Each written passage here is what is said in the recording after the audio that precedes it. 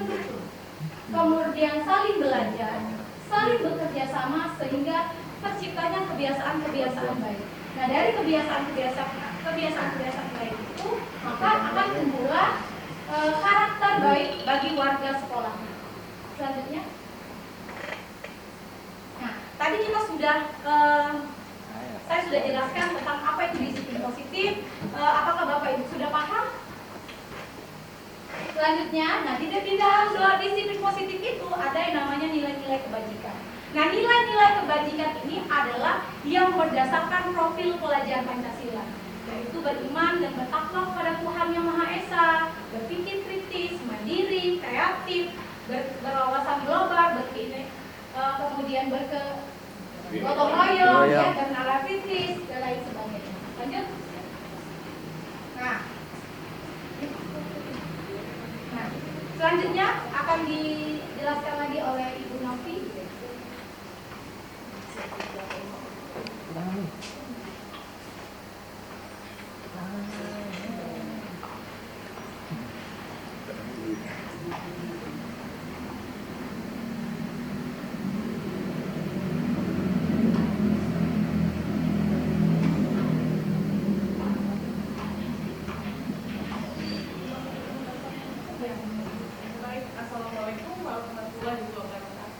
Waalaikumsalam warahmatullahi wabarakatuh. Terima kasih Bu Sri telah memberikan kesempatan kepada saya untuk melanjutkan menurut saya pembahasan materi apa yang kami terima ketika kami belajar menjadi calon guru penggerak angkatan 11 Kota Palembang. Di bab 1.4 ini kami diwajibkan untuk mengimbaskan apa yang kami dapatkan kepada Bapak Ibu guru. Jadi di sini bukan memberikan pembelajaran atau mengajarkan, tapi kita sama-sama sharing Bapak Ibu ya. Sebelum saya lanjutkan ke materi berikutnya, kita ice breaking dulu yuk.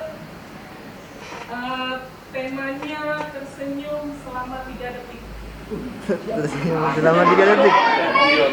Bisa senyum Bapak Ibu? Bisa dong. Boleh saya minta Bapak Ibu duduk berhadapan dengan teman sebangkunya. Ayo gini, gini loh.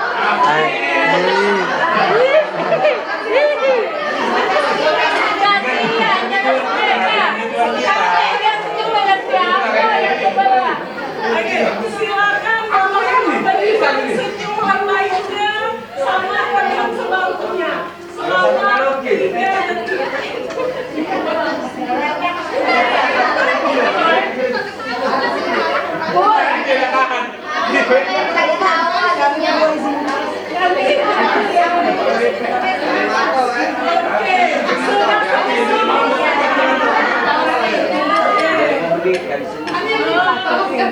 Sudah senyum ya, sudah rileks ya.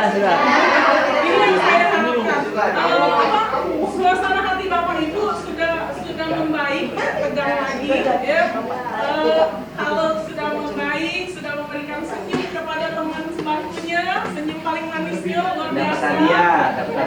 Sebelum saya lanjutkan ke sini,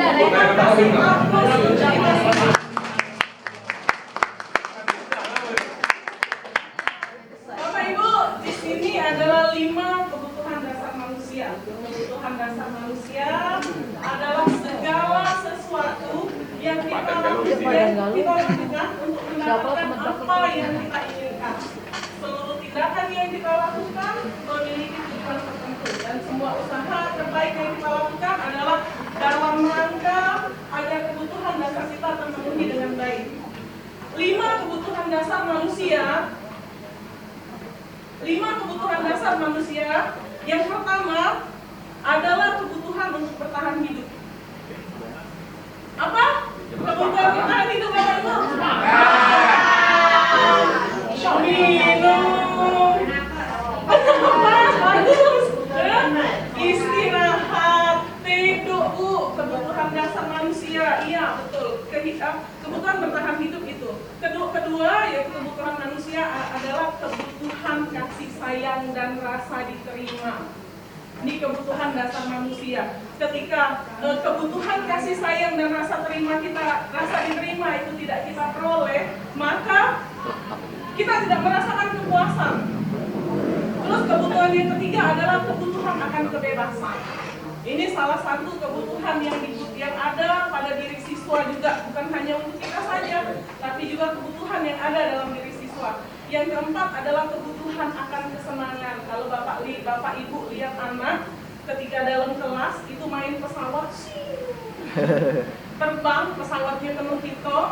Kalau biasanya kata Bu Dwi tadi, kita akan marah nih, ya, kita akan marah. Tapi dengan pembelajaran dengan paradigma baru, kita harus menyadari ternyata kebutuhan akan kesenangan itu adalah kebutuhan dasar manusia.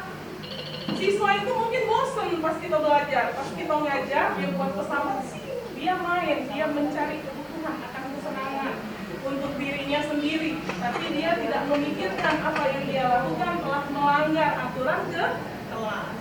Kemudian kebutuhan yang kelima adalah kebutuhan akan kekuasaan. Mereka ingin dihargai ketika kawannya, teman sebangkunya itu tidak menghargai dia kecewa, saya kecewa karena teman-teman saya tidak nurut di kelas ini. Sebagai ketua kelas, teman-teman saya nggak bisa diatur. Itu kebutuhan akan kekuasaan. Jadi 5 kebutuhan dasar manusia ini akan dimiliki oleh manusia itu sendiri. Kita lanjut dulu.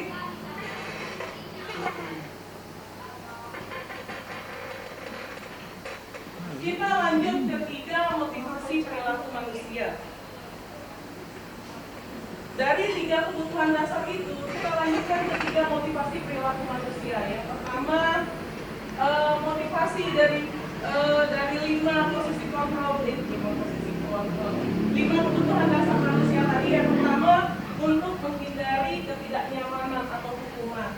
Yang kedua, tidak motivasinya untuk mendapatkan imbalan atau penghargaan dari orang lain.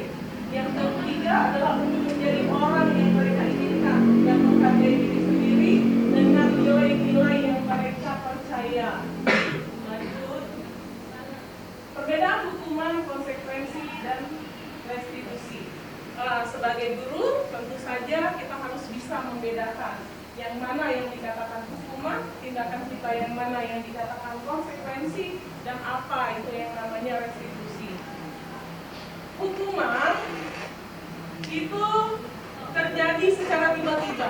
Ketika anak kita lihat loncat pagar, minggat, motivasi diri kita sebagai guru, kumpul kamu di lapangan, ayo push up, itu hukuman. Kemudian murid tidak tahu apa yang terjadi dan tidak dilibatkan. Yang keempat, bersifat satu arah, dan yang selanjutnya adalah berupa fisik. Yang dilakukan adalah, kalau dia hukuman adalah yang berkaitan dengan fisik siswa itu sendiri. Terus kita lanjutkan, ada yang namanya konsekuensi, yaitu konsekuensi konsekuensi itu tuh sesuatu yang harus diterima siswa dengan lapang dada dan dengan kesadaran yang penuh. Kalau saya melanggar aturan kelas, ini loh konsekuensinya. Konsekuensi itu terencana atau disepakati. Yang kedua, murid tetap dibuat tidak nyaman dengan konsekuensi itu, dan sikap guru memonitor murid. Sikap guru selalu memonitor muridnya, itu adalah konsekuensi.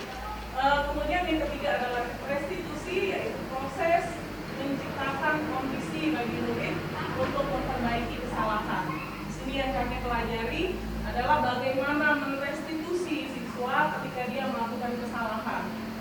Kemudian proses yang kolaboratif mengajarkan murid untuk mencari solusinya sendiri dari setelah dia menyadari ternyata saya salah dan apa yang harus dia lakukan sebaiknya.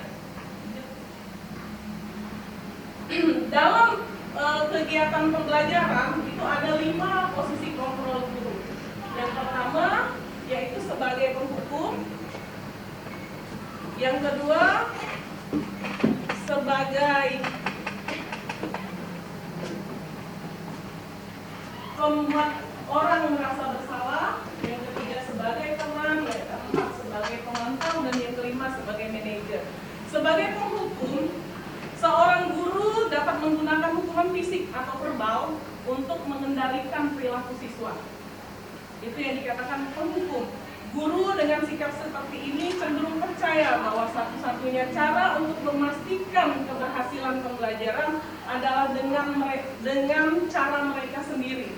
Ini dikatakan penghukum. Kemudian pembuat rasa bersalah. Pembuat rasa bersalah, pada posisi ini guru menggunakan kata-kata yang lembut untuk membuat orang lain merasa bersalah dan rendah diri. Mereka mungkin mengatakan hal yang seperti, ibu sangat kecewa dengan kamu, atau berapa kali saya harus mengingatkan kamu. Dengan pendekatan ini dapat menyebabkan siswa merasa tidak berharga dan mengecewakan orang yang menyayangi mereka. Kemudian yang ketiga adalah sebagai teman. Posisi kontrol sebagai teman. Dalam posisi sebagai teman, guru dalam posisi sebagai teman menggunakan persuasi dan hubungan baik untuk mempengaruhi perilaku siswa. Mereka bisa menggunakan dengan cara humor, kita tegas tapi tetap dengan tersenyum, dan hubungan yang baik dengan siswa untuk mencapai tujuan yang sama dengan siswa. Tujuan siswa itu tetap tujuan yang baik untuk siswa itu tetap dikendalikan oleh guru, namun kita memperlakukan dia sebagai teman, sehingga kita dengan siswa itu katanya bisa sharing nih. Secara tidak langsung ketika mungkin Bapak Ibu yang di DK sudah sangat paham akan hal ini, bagaimana posisi sharing itu bisa mempengaruhi karakter siswa. Yang keempat yaitu sebagai pemantau. Seorang pemantau adalah orang yang menjaga ketertiban dengan memperlakukan hukum sebab akibat. Guru dengan posisi ini cenderung melihat perilaku siswa dan menggunakan bukti-bukti tersebut untuk memperkuat keputusan atau tantangan atau tindakan yang perlu diambil. Guru yang berperan sebagai pemantau juga memantau dan mencatat informasi tentang perilaku siswa untuk referensinya di masa depan. Dan yang terakhir adalah fungsinya sebagai manajer. Fungsi guru sebagai manajer di sini cenderung bersikap kolaboratif dengan siswa untuk menemukan solusi dan masalah perilaku siswa itu sendiri. Sebagai seorang manajer, guru akan membimbing siswa untuk mengatur diri dan bertanggung jawab atas tindakannya sendiri. Pendekatan ini didorong oleh siswa untuk menjadi mandiri dan bertanggung jawab. Posisi manajer inilah yang diharapkan ada dalam diri guru dengan paradigma baru. Jadi mampu menjadi manajer bagi siswa, mampu membuat siswa merasa bersalah dan mengikut dan konsisten dengan keyakinannya, dengan kesadaran diri yang penuh. Contoh penerapan 5 posisi kontrol guru. Kasus yang pertama, siswa tidak memakai atribut lengkap saat upacara bendera. Ketika kita mengambil posisi penghukum, maka mereka akan dihukum hormat sama tiang bendera selama 1 jam. Mungkin sama bendera merah putih kali itu ya, jangan hormat sama tiangnya. Kemudian jika kita mengambil sikap sebagai pembuat rasa bersalah, maka ketika kita bicara sama siswa, berapa kali ibu memberitahumu, kamu selalu mengecewakan ibu. Berapa kali saya memberitahumu, kamu selalu mengecewakan saya. Ini kalimat ini akan membangkitkan rasa bersalah siswa itu sendiri. Lanjut Bu. Contoh kedua, untuk kasus kedua, siswa tidak memakai atribut lengkap saat upacara bendera. Jika sebagai teman, maka posisi kontrol kita, ayo dong ikuti aturan sekolah, tolong bantu Bapak Ibu ya, sekali ini yang sudah tidak apa-apa. Ini yang lain kali jangan sampai terulang lagi ya. Kalau sebagai pemantau, kamu sudah melanggar peraturan sekolah, kamu tahu konsekuensinya.